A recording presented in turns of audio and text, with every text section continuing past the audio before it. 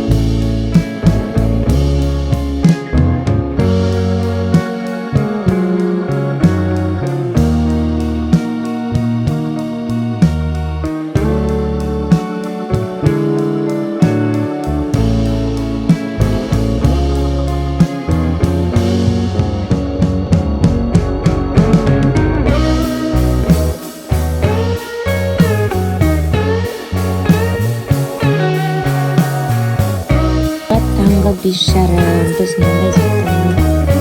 Çiçeği koyduk. Подружкам geldi. Saat 3'te yedik. Mükke biz şarap. 2 жарым saatten beri. Basın öyle подружкамın Arşavını Gülpay жалғастырып жатыр. Әдемі қылды. Мен жемчүктерін әйтеуір бір зат істеп отқан болайын деп ажыратып отырмын. Мына жақта апа екеуміз сондай мелкий шаруамыз. Сосын ертең лентасын Рабиге валид. Сонымен осындай подружкаларды Құдай берген деп отырмын, қарап сырттарына. Шүкір. Күнде айтып жүр ғой шүкір деп. Шүкір еткен сайын беріп жатыр ғой. Сол. Өстіп істеп жатыр.